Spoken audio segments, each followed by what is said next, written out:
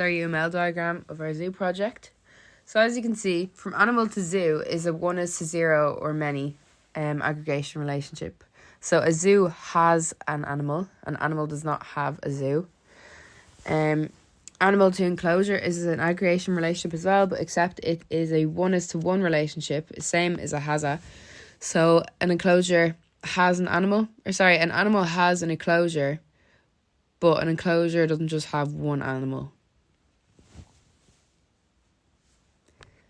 Down here is the mammal and reptile relationship. So the animal acts as a parent class, and the mammal and reptile classes are both child classes. So a mammal is an animal, but an animal is not always a mammal, and the same with reptile. And you can see here there is the setter and getter functions, and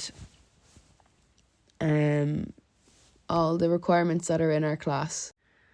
So these are the user stories. User story 1 is sorting a zoo by the species. As a zookeeper, I want to be able to sort the animals by alphabetical order. So as a zookeeper, I'll enter multiple types of species into the website and then click the sort button, and the species will then be displayed in alphabetical order. User story 2 is adding an animal to the system. So as zoo management, I want to be able to add an animal. So I go into the website, I open the zoo website.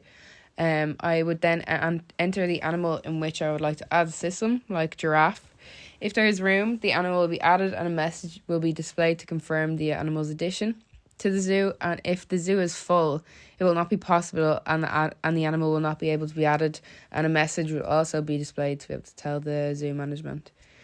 User story 3 is finding an animal. So as a visitor, I want to be able to search and find an animal. So I would go into the zoo website. I would input the animal name in which I would want to find. If the animal is a part of the zoo family, a message will be displayed telling them that the animal is there. And if it's not a part of the zoo, a message will be displayed to say that the animal is not a part of our zoo. So the classes that we chose to involve for our one-to-one aggregation relationship were animal and enclosure, because you need a has-a statement, and we said that an animal has an enclosure. So this refers to in one class. In our instance, the animal class contains an instance of another class from the enclosure class.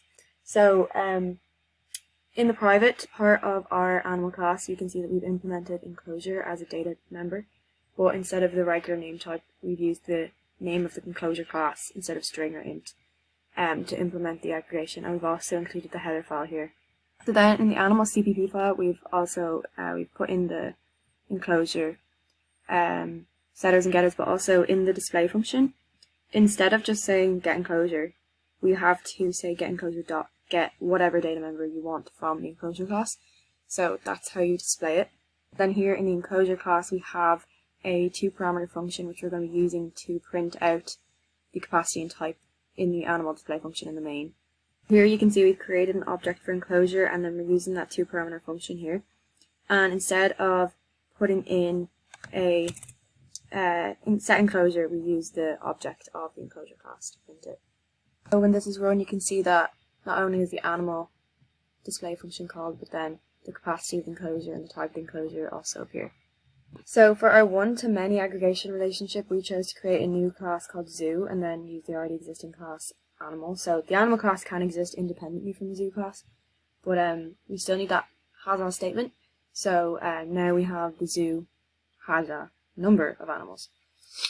Header file, we created an add animal function that will be able to add animals to the zoo, and we also created a vector of animals as well as a constant that holds a figure for the max number of animals in the zoo. So to display this one-to-many aggregation, we want to be able to add an animal to the zoo class. So the function then states that if the animal's size is greater than the number of animals in the zoo, it will display a message saying that the animal cannot be added to the system, there are no vacancies.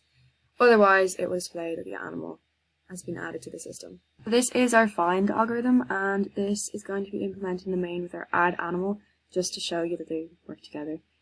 So this auto here automatically declares and assigns the data type of the function, and it states that if the animal object in the vector is found, the find algorithm returns a pointer to the first element in the vector, and if it's not found, it returns a pointer to the end of the vector, and it will display one of these messages depending on the outcome. This is where we're going to be testing the add animal, find animal. So we're going to be adding two animals, A1 and A2, which are up implemented up here. And then we're going to be finding both of them as well. You can see that it's added both the animals to the system, it says it twice there, and then it's found both the giraffe and the turtle and their diets, and has told you that they are actually a part of the zoo. Next we have our sort algorithm, so we chose to sort the zoo by species and also sort the zoo by diet. And down here you can see we have our sort algorithm non-member helper functions for sorting our diet and species. So this here is our sort algorithm, which is to be sorted in ascending order. So this will be using the animal vector that we created earlier on. And so these functions will sort the animals from beginning to end in order by either the species or diet, as you can see here. And then we have here our non-member helper functions for the sort algorithms, and these compare the two animal objects based on species or based on diet. Here in the main we're testing the sort function, so we've created a zoo object, and then we're going to add two animals to the system and then sort the zoo by species and then display the details of both these animals in ascending order, so in 1 and then 2. And I think it should tell us the maximum capacity of the zoo as well, probably. So you can see both animals have been added to the system, and it tells us that it's sorting the zoo by species, and you can see it lines up animal 1, the details of animal 1, and animal 2, and the details of animal 2, and it says that the maximum number of animals is 150. So here we have our overloaded comparison operators. Overloaded comparison operators are essentially used to compare objects of user-defined classes.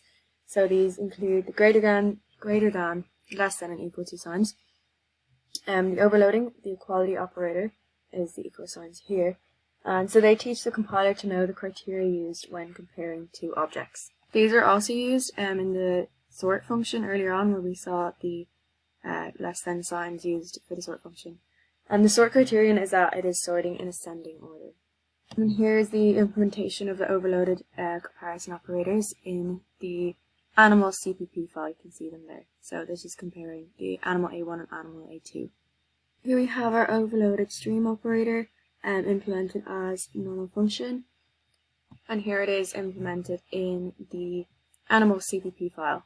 So essentially what this will do is that it allows you to create an animal object, and instead of typing cout for everything that you want to print, you can just say the animal object and cout, and that will allow you to print everything that you want to print for this object that you've already tied to it. See here, when it's printed, using the overloaded OStream operator, giraffe has died of her before, so it prints A1 for us there.